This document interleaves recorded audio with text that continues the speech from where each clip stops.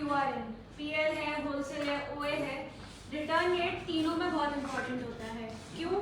PL के अंदर specifically आपकी profit margin, net profit margin calculate करने के लिए, दूसरा आपकी प्रोडक्ट क्वालिटी देखने के लिए, तीसरा ये कि जो हम लोग मैन्युफैक्चर ले रहे हैं वो वेरीफाइड है या नहीं, उससे तो काफ़ी सारी इन्फॉर्मेशन निकलती है रिटर्न डेट से। ऐसे ही हमारा ओए के अंदर आ जाता है। ओए के अंदर क्यों इंपॉर्टेंट रिटर्न डेट? अगर फॉर एग्जांपल प्रॉफिट यहाँ पे $1 हो रहा है पर प्रोडक्ट, ठीक है, और for example if your inventory 1 unit भी रिटर्न आ गया तो आपका प्रॉफिट तो वही रुक गया ना, तो वो भी रिटर्न डेट आपको देखना इंपॉर्टेंट है। ऐसे होलसेल में होता है तो सी के वो डिस्ट्रीब्यूटर आपको सही प्रोडक्ट दे रहा है या नहीं। तो return date along with reasons of return, ये सब कुछ देखना आपको बहुत ज़्यादा इंपॉर्टेंट होता है in any sort of business model. अब रिटर्न डेट निकलता कहाँ से? आज मैं थोड़ा एक सर्वे ऐसी कर रही थी of the people who have been working over here and I know कि वो लोग काफ़ी 1-1.5 साल से काम कर रहे हैं।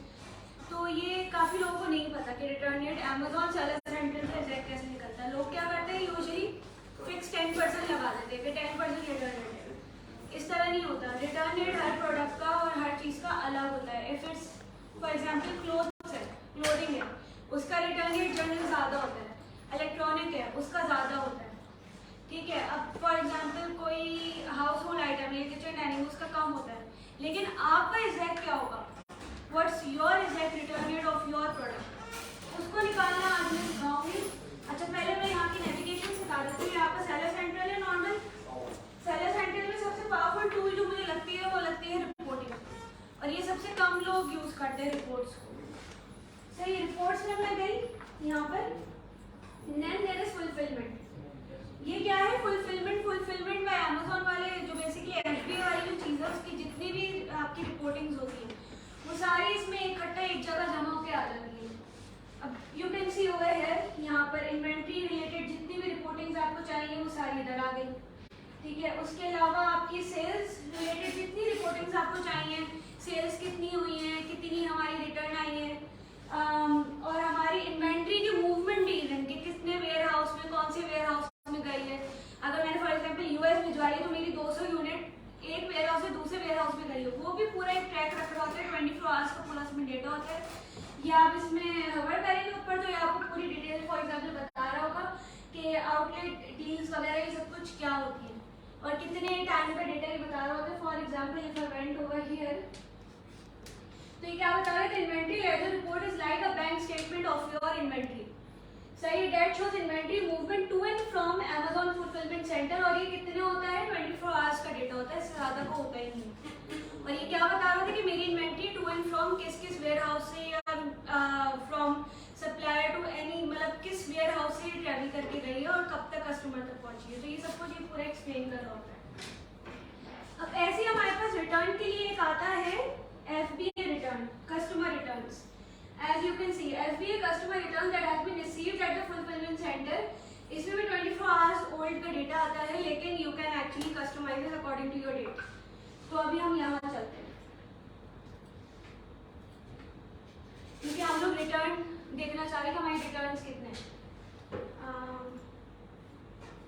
सही है, तो मैं यहाँ पर आ गई। इधर क्या है? It's asking for your merchant SKU, order ID. अगर आपको स्पेसिफिक इसके टर्म्स में देखना चाह रहे हैं कि आपकी कौन सी ऑर्डर आईडी जो रिटर्न आई है, तो ऑर्डर आईडी एग्जैक्ट डाल दें, या फिर एसक्यू किस तरह है, या एसिन। आपके पास मल्टीपल एसिन होते हैं ओवर होलसेल में, एक ही एसिन का अलग अलग डाल के आप ढूंढते रहे। सही है। अब फॉर एग्जाम्पल पीएल में यूजुअली एक ही या 2 एसिन होते हैं, तो उसमें हम लोग को फिल्टर आउट करना आसान होता है। तो अभी के लिए I am not putting any ASIN. Event date आपने करा, एग्जैक्ट डेट्स कर लिया। अब मैं फॉर एग्जाम्पल देखना चाह रही हूँ कि मेरी जैन और फेब के महीने में कितने रिटर्न आए, तो I simply put my date range over here. सही, नॉर्मली जिस तरह हम लोग पुट करते थे। तो मैंने 1 जनवरी से लेकर 28 फेब तक की अपनी डेट्स डाल दी एंड नाउ आई सी कि मेरी रिपोर्ट जनरेट हो जाए।